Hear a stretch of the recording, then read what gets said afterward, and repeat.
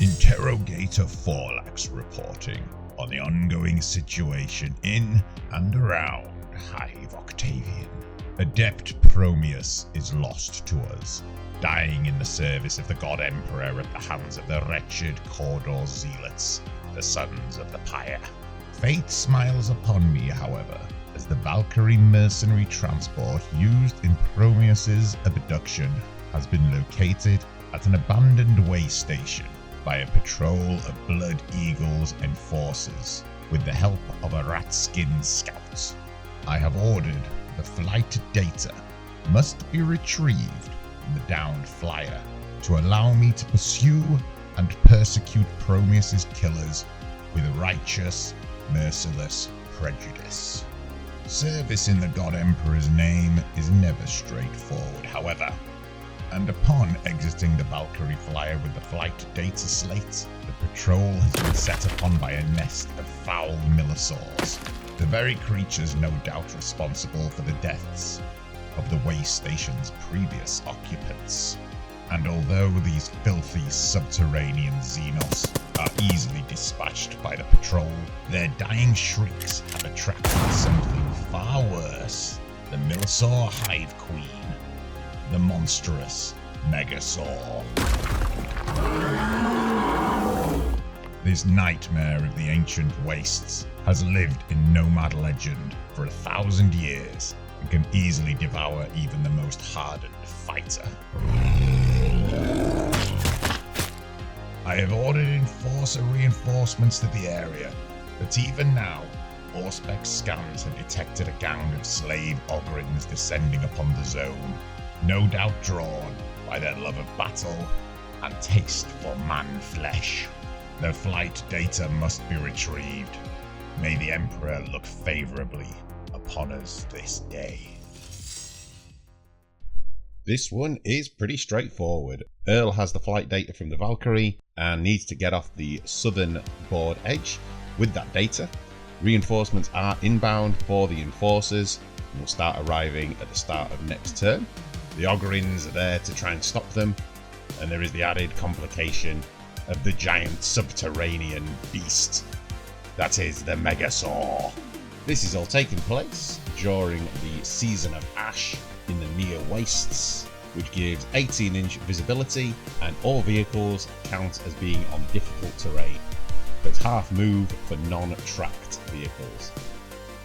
First up, we have Enforcer Valentine, armed to the teeth with his sniper rifle, as he bullseyes in on the Megasaur, straight between what passes for eyes for a subterranean monstrosity.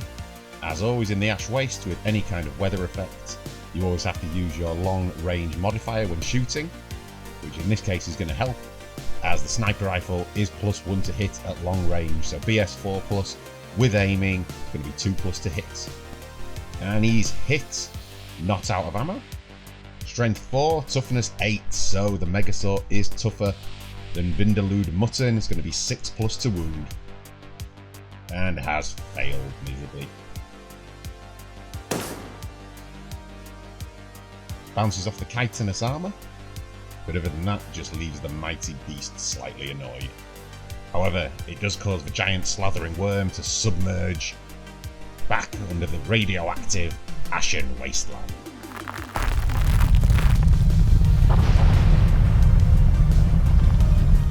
So there's some special rules for the Megasaur. It doesn't follow normal priority rules. It has the possibility of activating after every single player activation, depending on what the player does. So the standard roll is a 6+ roll. However, if you shoot a gun, that's a +1. If you shoot a gun over strength 5, it's +2. If you move a single move, it's +1. Double move is +2. Throwing grenades is +3, and it's drawn to the grenade. And various other bits and bobs which will hopefully become clear. But basically, after every single activation, it has the possibility of activating. So the Megasaur is drawn to sound waves, footsteps, gunfire, grenades. Once activated, it will move 4 die 6 inches directly towards the noise, and the first thing that it encounters on that straight line, it will attack with rampant fury. Here come the Ogryns. Rolling anvil, medium vehicle, a cross between a truck and a tank, and easily able to carry 4 of the giant brutes on its back, armed with a harpoon launcher, which in this case is just the Ogryn at the front, throwing harpoons. Plenty of skewering opportunities. He does like his kebabs. So the Megasaur activates on a 6+. Rolling anvil has moved twice, so it's +2, and the vehicle makes a lot of noise, so it's another +1. So to activate, it is 3+ for the Megasaur. And he activates, burrowing directly towards the vehicle. Burrows 4 die 6 inches, so that's 15 inches directly towards Rolling Anvil. And it falls just short, a couple of inches short. Had it reached Rolling Anvil, it would have emerged from beneath the ash wastes and attacked. Patrolman Earl, having seen the Megasaur burrow away in the opposite direction, takes the opportunity to leg it as fast as his little legs will carry him. 3 inches to the ladder, 2.5 up the ladder, and the rest of his movement moving along the platform. Earl currently has the flight recorder data, so the Enforcer's objective is to get that data off the southern table edge. Megasaur again activates on a 6+, double action, but because he's now on a raised walkway off the desert floor, that's -2, so it is 6+ to activate. Ooh, by the skin of his teeth, he survives. The Megasaur stays where it is.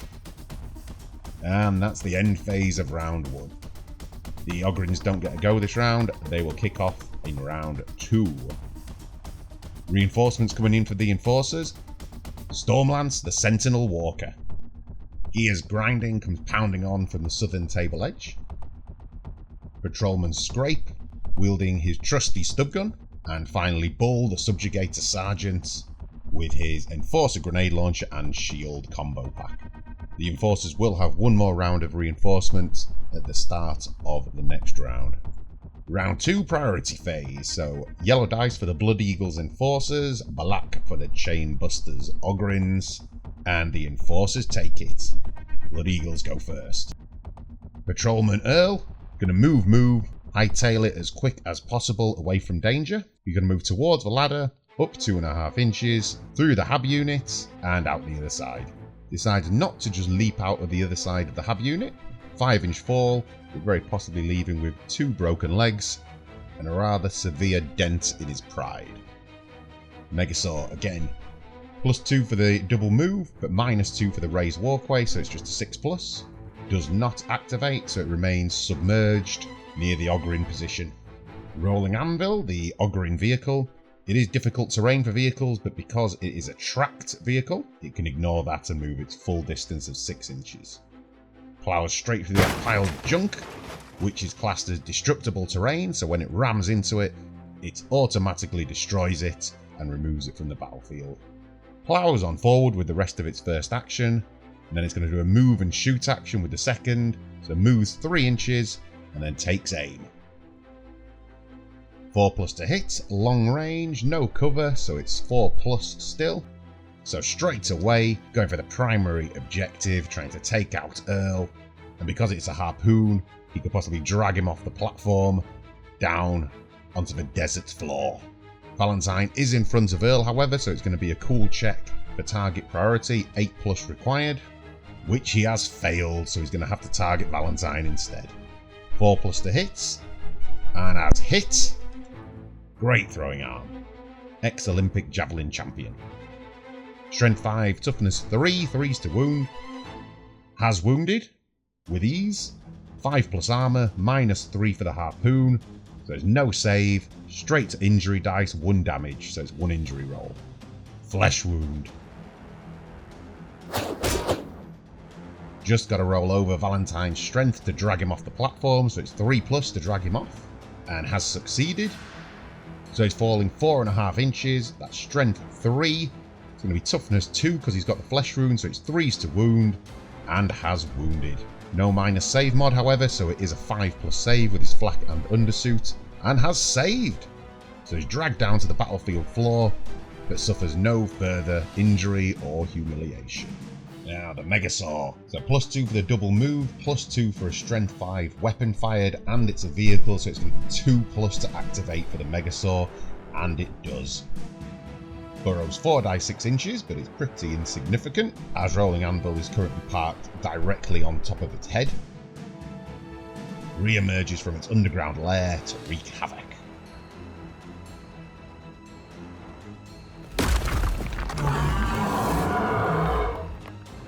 +4 WS and 2 attacks, so it's not the greatest pugilist in the world, but if it hits you with strength 8, it's going to cause some damage. 4's to hit, 2 attacks, 1 has hit, 1 misses, strength 8, so it's 3's to wound, and has failed to wound. A lucky escape for the Ogryn vehicle. Bull, the subjugator sergeant, is going to move as quickly as possible towards the nearest raised area and away from the giant teeth of the Megasaur. It was a double move action though, and nothing draws this creature better than fleeing human footsteps. Activating on a 4+. Doesn't activate, stays where it is for now. Borog Slabhead, in true Ogryn fashion, shouts to hell with this. I'm going to charge that thing.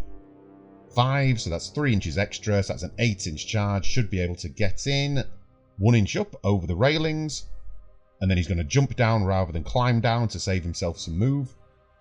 Initiative 4+, so it's 4+ to jump down. And he has succeeded just right, brilliant. And with the rest of his movement, gets into close combat. Though whether that's good for him or not, remains to be seen. 4+ to hit on the Spudjacker, 3's on the Brute Cleaver, that's 3's on the yellow, 4's on the black. 3 hits, strength 5, toughness 8, Spudjacker knocks it up to 6, but that doesn't make any difference, it's still 5+, and as easily wounded, that the Wasteland monster has ridiculously thick side and rear natural armor plating, meaning its save is 2+. You really want to be hitting him from the front. That lovely pink juicy area is only a 5+ save. In this case, however, 2+ on the Spudjacker, 3+ on the Brute Cleaver. And the Spudjacker gets through. So the Megasaur has lost a wound, reducing it to 9 wounds. Started with 10 wounds. Oh dear. So a tremendously brave, if possibly foolhardy charge. The Megasaur now turns, spies the wasp that just stung him, and decides it looks like a tasty morsel for lunch. Again, 2 attacks, 4+ to hit. Both have hit this time. It's going to be strength 8, toughness 5, so it's 3's to wound. 1 wound. Damage 3. The -3 armor pen, there's going to be no save from furnace plates. Damage 3, 2 wounds. And it's got sever as well. The sever trait means that no injury dice are rolled. It's just immediately assumed to have gone straight out of action. Borog Slabhead misses next game, could have been worse. Olog and Ungot, who are within 3 inches, both passed their nerve checks however. Valentine, having just been dragged off the platform edge by a harpoon, springs to his feet, or knee, and again legs it off the wasteland floor, up the ladder 2.5 inches, and then onto the platform a further 2.5 inches, staying as far away from the Megasaur as possible. Megasaur is activating on a 6+, and it's a 5, so doesn't draw its attention. Being off the wasteland floor is a big advantage. Grond Lumphammer, the Lobo Slave, decides that charging might possibly be suicide, so decides to stand completely stock still. So if you stand completely still, the Megasaur can't hear you and doesn't activate. And instead just submerges back underground. Some would say cowardly, some would say sensible. Stormlance, the Sentinel Walker, is not a tracked vehicle, so because it's difficult terrain, has its movement cut in half down to 2.5 inches. Goes at full throttle, which means it can move 3 times, but that's still only 7.5 inches, so it waddles forward like a baby penguin. So Stormlance spent all its activations moving, so that's +2, plus it's a vehicle, an additional 1, so it's 3+ for the Megasaur to activate. Yep, easy. Burrows 4 die 6 inches, but he is half a table away, so it's going to need a big roll in order to get him. 6, 2, 3, 1, so that's 12 inches. That's not going to be enough. Olog Stonefist, the overboss, without a gun, decides that charging off Rolling Anvil by himself into the waiting jaws of the Megasaur is probably a bad idea, so decides instead to stand completely still and for now not trigger the Megasaur. Scrape, the patrolman, stub gun in hand, charges up next to his commanding officer Bull. Can't reach the walkway though, so he's just hoping that he doesn't trigger the subterranean monster.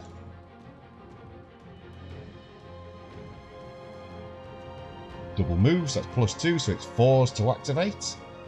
And does activate. How far? 4 die 6 inches. Oh, and that's a whopper. 18 inches.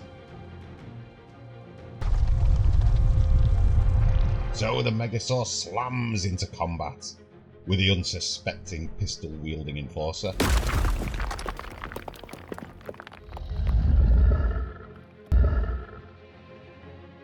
Again, it's 4+ to hit, 2 attacks.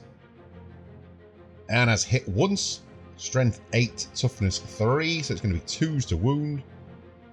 And has easily wounded, -3, no save, damage 3, 1 wound with sever, straight to out of action. If this thing gets close, you're very quickly on the menu for lunch. Bull, the Subjugator Sergeant, nerve check at 6+ and has failed. Just skin of his teeth, he flees up onto the walkway. So at least it gets him off the wasteland floor, but he's still precariously close to the waiting gullet of the Megasaur. Scrape out of action, picks up a hand injury, -1 WS going forward. Ungot, because of the 18-inch visibility, he can't actually see anyone to shoot at, and he's certainly not getting off the back of his vehicle to move and shoot, so he just stands completely still, and again doesn't trigger the Megasaur. So that's the end of round 2. Bull tries to rally, 6+, and succeeds. Easily the best way to pick up experience in this game. And the last of the reinforcements come on for the Blood Eagles. It's Crimson Justice, which is a Taurox, using the profile of a medium vehicle. And stowed away in its crew compartment is Monarch, the Enforcer leader, and Claymore, the bolt gun wielding Wildman. Round 3, priority, yellow dice for the Blood Eagles, black for the Chainbusters, and the Blood Eagles get it again. First off, we have Earl, carrying the mission critical Valkyrie flight data slate, and he's going to move to what he's decided is the safest possible route off the battlefield down the ramp towards the southern table edge. Double move, but because he's on a raised platform, it's -2, so it is a 6+ for the Megasaur to activate, and it hasn't. Rolling Anvil, group activates with the Ogryn leader, Olog Stonefist. So it's a single move action, 6 inches, turns, and then a move and shoot action, so 3 inches more forward, 9 inches in total. Then it's going to draw a bead with its harpoon launcher. Aiming at Valentine, just move far enough around the corner to remove all cover, so 4+ to hit. And has missed. A mighty throw, but wildly inaccurate. However, double moving and firing with a vehicle does cause an awful lot of noise. It's going to be 2+ for the Megasaur to activate. And it does. 4 die 6 inches. But it's only 10 inches.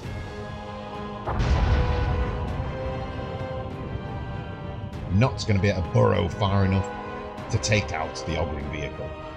Olog Stonefist, the overboss, exits the vehicle, but rather than running along the floor and attracting the Megasaur, he decides to leap across onto the Valkyrie wing, 3+ to leap, and succeeds. So in a feat of big guy athleticism, only ever seen before by the Undertaker, he leaps from his moving vehicle onto the wing of the downed flyer, avoiding the ground completely. And from there, he's going to throw his incendiary grenade. The range is strength ×3, he's got strength 5, so he can lob it 15 whole inches. He's going to throw it at the back of Earl. However, he's not the best shot in the world, 5+, and with the cover, it's going to be an improbable shot. He's going to need a 6+, and then a 4+ after that as well. I think he's just hoping to scatter it in the area. And indeed, he has missed.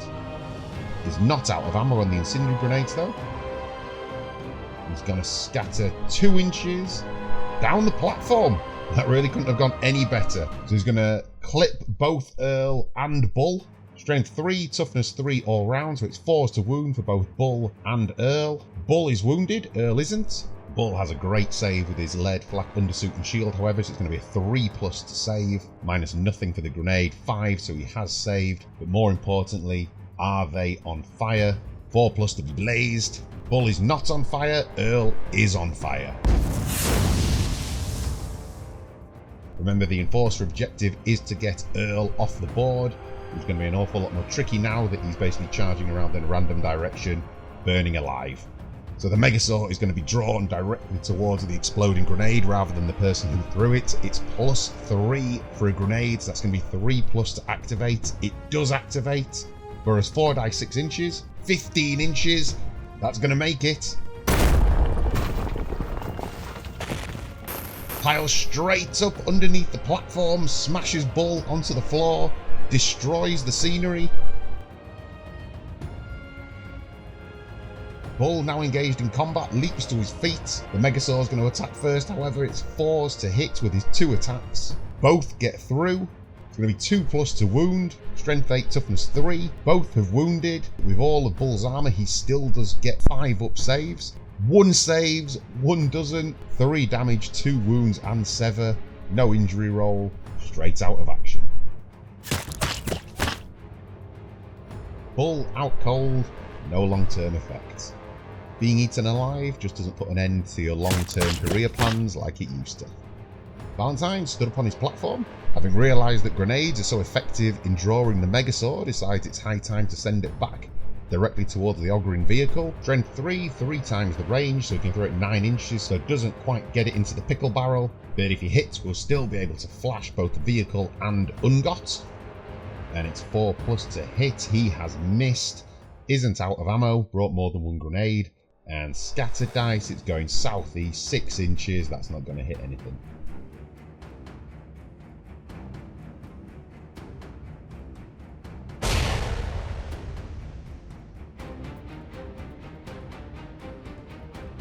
And with his second action, he's going to move back into cover, trying to escape Ungot's Storm Welder and the harpoon mounted on top. So again, the grenade adds +3 to the Megasaur's activation, so it's 3+. And he is not triggered, so Valentine's devious plan to draw the Megasaur towards the Ogryns has not worked. Worth a try though. Ungot Grox Chewer, armed with his trusty Storm Welder. 5+ BS, +1 for aiming, but it is hard cover, so it's going to be 6+ to hit. And he's missed, and out of ammo. Ammo check on a 3+. And the weapon is jammed. Megasaur activates on a 4+, and does, so he's drawn towards the Ogryns. 4 dice 6 inches, 9 inches, so that's probably not going to be enough to get there. Stormlance the Sentinel, only got 2.5 inch move because of difficult terrain. Moves forward for his first action, and then a move and shoot action with his second. Armed with a mining laser, he's just in range, so the weather effect does kick in, but -1, minus another 2 for hard cover, so it's going to be an improbable shot. 6+ required, plus then a 4+. So at that, Stormlance decides that it's not worth firing. The chances of hitting do not outweigh the chances of annoying the Megasaur and becoming its next meal. Even so, because it's a vehicle and moved twice, it still draws the Megasaur on a 3+, even without firing.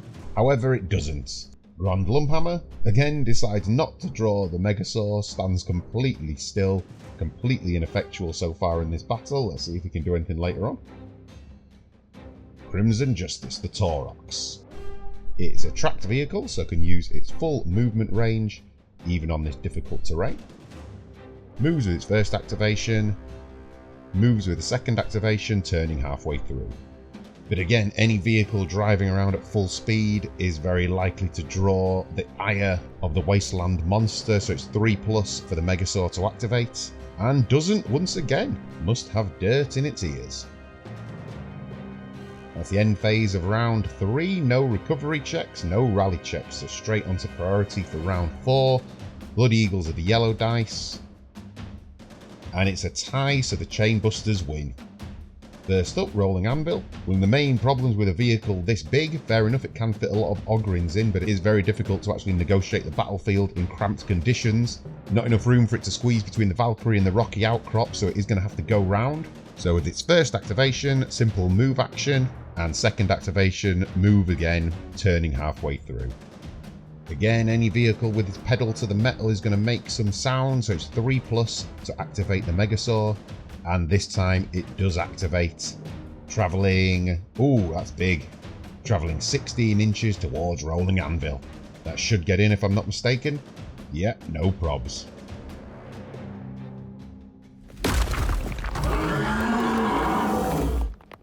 Yep, say hello to my smiling face. 2 attacks, 4+ to hit directly against the vehicle side armour. That's hit twice. 3s to wound. Side armour is 5, strength 8. Only 1 wounds. No save, so that's 3 damage dice. That's a penetrating hit to the body, causing structural damage, -1 hull point. And rolling anvil is forced to take a handling check. 7+ handling. Just passes. So stays in control of the vehicle, loses 1 hull point. And Valentine with his sniper rifle. Hotfoot sits at the other side of the platform, trying to put a bit of distance between himself and the Ogryns. And with his second action, he's going to throw another flash grenade directly at Olog's Stormfist.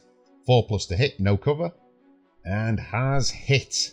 Landed right where it's supposed to. It's good initiative though for an ogre. 3+ initiative. So 3s to avoid the flash effect. And has succeeded. However, it is still going to pin him, and because he stood on the edge of the platform, it's going to be another initiative check, otherwise he falls off the edge of the Valkyrie. So has failed. Olog not only falls off the side of the Valkyrie and hits the floor, but the grenade going off will possibly draw the Megasaur towards him. +3 for the explosion. That's going to be a 3+ activation for the Megasaur, and if he passes this, he's going straight towards Olog.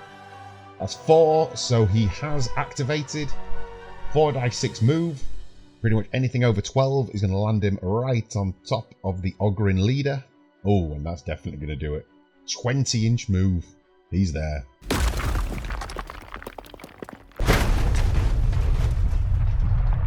Probably only needed half that in the end. 4s to hit. And both have missed. So his overconfidence was misplaced slightly there. Came charging towards the Ogryn and then completely fluffed his lines. Olog gets his reaction attacks. 3 attacks, 2 arc welders. 4 attacks, 3s to hit.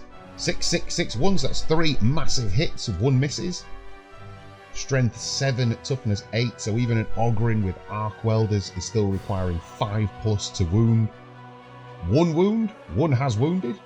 And he's facing the fleshy bit, so with the front armour being 5+, -3 on the arc welder armour pen, has no save, 3 damage, that's 3 wounds caused. Knocks the Megasaur down to 6 wounds, and is blazed as well, so the Megasaur is on fire. Olog up next. Remember, they were just his reaction attacks, so it's now his go proper, and he's going to attack again. He smelled blood. 6 wounds remaining. He needs to get 2 successful wounds through in order to cause the 6 damage necessary to put some serious hurting on this monster. 4 attacks, 3+ to hit, and 3 have hit. 1 miss. Again, 5s to wound. 1 wound, so he has wounded, but only once. That's no save, so 3 more wounds caused. That knocks it down to 3 wounds. Hasn't managed to kill it outright. The Megasaur does not care about being on fire. It acts completely normally when ablaze. It's used to living out in the radioactive, toxic wasteland. However, the blaze still does have a chance of injuring it. Strength 3, toughness 8, so it would be 6 is required. Nope, no damage caused by the fire, so it does get to reaction attack even though it's on fire. 4+ to hit, 2 attacks. Both hit. Strength 8, toughness 5, it's 3s to wound. It's not looking good. Both have wounded. Armoured undersuits and mesh is 4+, but at -3 there's going to be no save. That's 6 damage. With Sever, no chance. Olog putting a brave performance very close, but no low stick. Stormlance smells blood with his mining laser. The Megasaur, because it is ablaze, is revealed, so he can ignore the 18-inch visibility rule. So he takes aim, which is +1 to hit. It's hard cover, -2, long range, -1, so it's 6s to hit. And misses.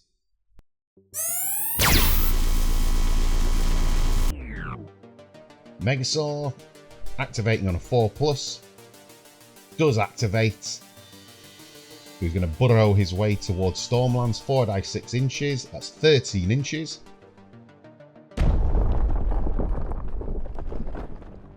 Isn't going to be close enough.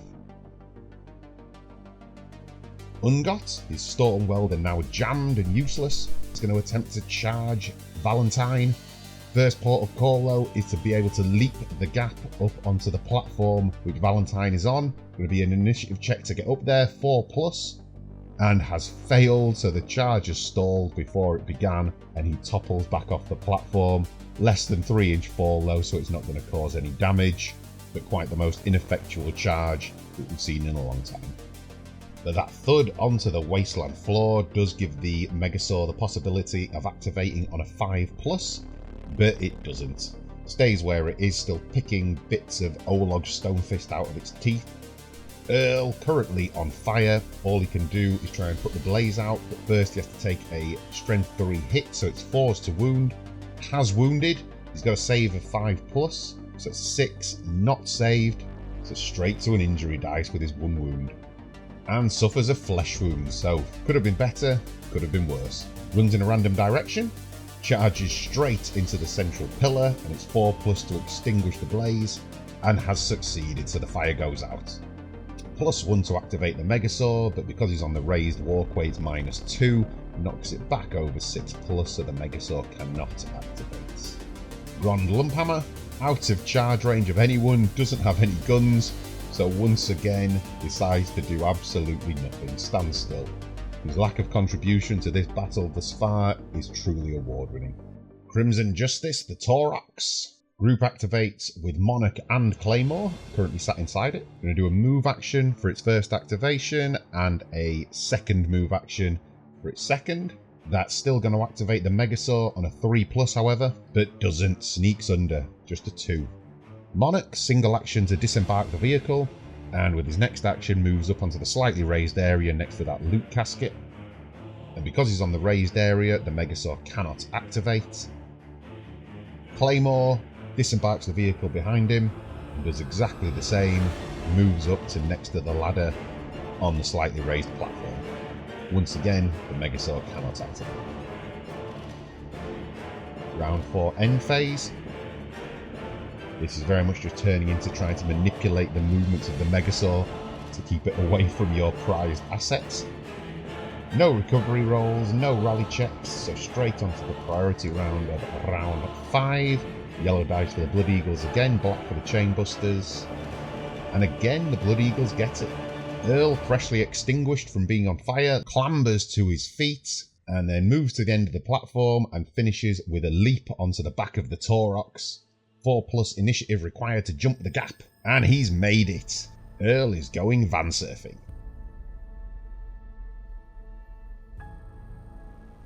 Megasaur activating on a 6+, and doesn't activate.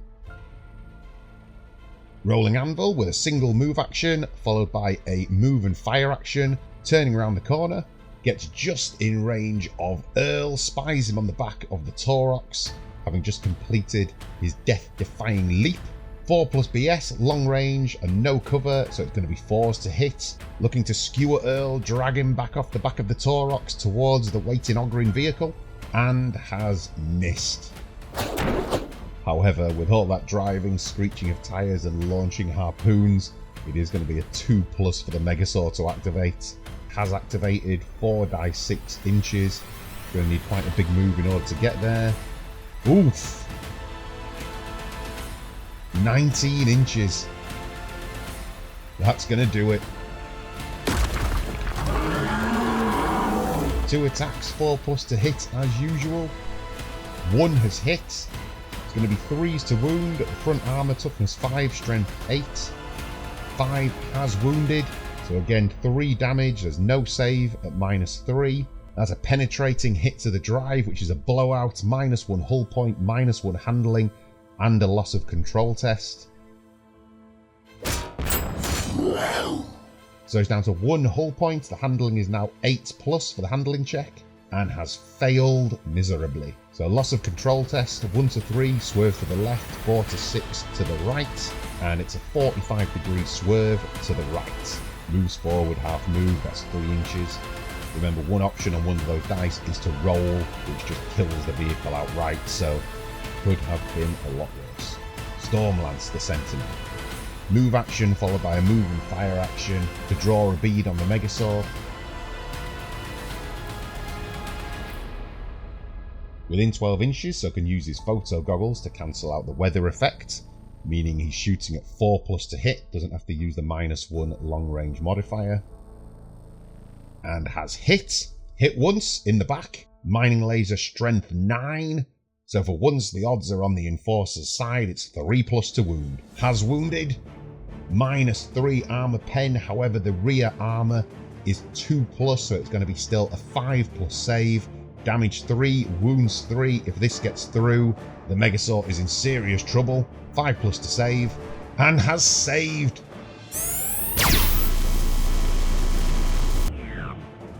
Bounces off the hardened shell of the giant wasteland horror show. However, shooting the Megasaur in the back is a very good way to draw its attention. That's going to be a 2+ to activate, and does activate. He burrows. Going to be 4d6 move. Probably needs about 12 to get in. 15. He has made it. 4+, 2 attacks. That's 2 hits. The Sentinel has got front-facing toughness of 4, strength 8, so it's 2s to wound. Both have wounded at damage 3. No save, 2 hull points. So a penetrating hit to the drive and a catastrophic hit to the body. -1 hull point, -1 handling, another -1 hull point, and the mining laser is destroyed. It only had 2 hull points to begin with. Stormlance is scrap. Out of action, has a handling glitch going forward, meaning from now on it has -1 handling stat. Grond, the most ineffectual and useless Ogryn that ever lived, once again does nothing. Absolutely useless. Admittedly, running around without any guns and no one within charge range might well be suicide, but nevertheless, he has literally done nothing. Absolutely useless. Claymore, let's see what he can do. 2.5 inches to the top of the ladder, moves a further 2.5 inches onto the platform, and he's going to throw a frag grenade. At strength 3, he's only got range 9, doesn't have the range to actually hit Rolling Anvil, but the grenade going off may well draw the Megasaur away from his teammates. 4+ to hit, and has hit, but runs out of frag grenades. And he's just trying to draw the Megasaur back towards the Ogryns, away from the Taurox. +3 for the grenade explosion, so it's 3+ to draw the Megasaur towards the grenade blast. And has succeeded. 4d6 inches towards the grenade. So that's 16 inches. So it won't go that far, it will emerge at where the grenade explodes. It's drawn to the sound, remember. So not attacking Rolling Anvil, but has put it directly in its path and drawn it away from Crimson Justice for Taurox, and more importantly, away from Earl, who's carrying the mission critical data. Ungot, the Rox Chewer, lying unceremoniously on the floor, having just fallen off the platform after his failed leap during his attempted charge, shuffles back to his feet. So he climbs. It's half movement for climbing, so he's just going to be able to get to the top of the platform, and nothing else. Puts him in charge range of Valentine next turn though, and also much less likely to draw the Megasaur while stood on the platform. And indeed, because he's on the raised walkway, the Megasaur cannot activate. He has, however, put himself right in the line of sight of Valentine with his trusty sniper rifle. 4+ to hit, aiming, long range because of the weather effect, even though he stood pretty much next door to him, so it's 2+ to hit. And has missed and is jammed. and is actually jammed. Absolutely terrible shot. Again though, because he's on the raised walkway, even though he fired, it doesn't knock it below the 6+ threshold, so the Megasaur does not activate. Crimson Justice with Earl stood atop, desperately trying to maintain his balance. He's going to do a move action, followed by another move action, so turns, bombs it through the gap, and then a further 6 inches forward, just flying towards the battlefield edge as quickly as possible. Earl needs to maintain his balance though to stay atop the vehicle. That's a 4+ initiative check to stay on top, otherwise he will fall off. He has failed, so he collapses off the back of the Taurox and lands with a thud onto the wasteland floor.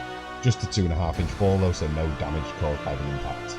However, the Megasaur will once again activate on a 3+ double move for the vehicle, +1 for being a vehicle, and is puttering away towards Earl and the Taurox. Moves forward by 6 inches. If this is a big roll, they could be in serious trouble. 653, that's only 3 dice. There's the other one. It's a 1, so that's 15 inches. 15 isn't going to make it.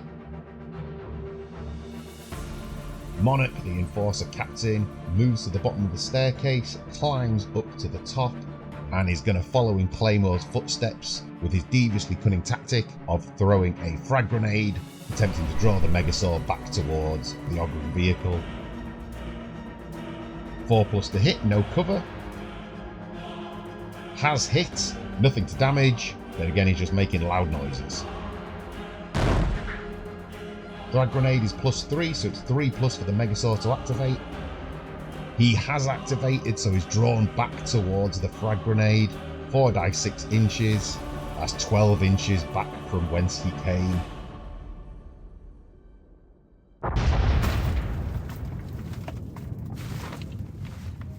Plants himself directly in front of the Ogryn vehicle.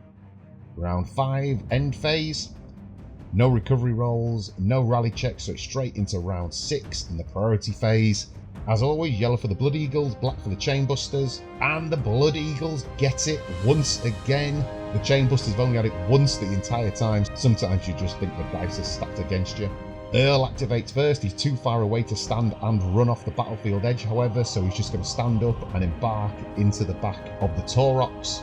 If Crimson Justice can survive this turn, then he'll be able to drive off the edge of the battlefield to safety.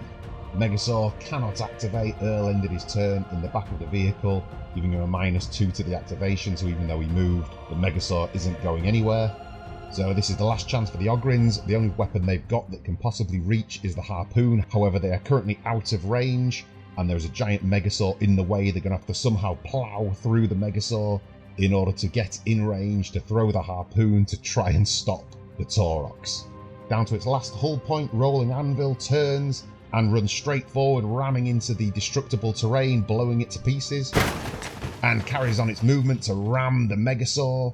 5+ initiative and standing and active, so the Megasaur has a 4+ initiative check to avoid it. He has failed, so he is getting rammed.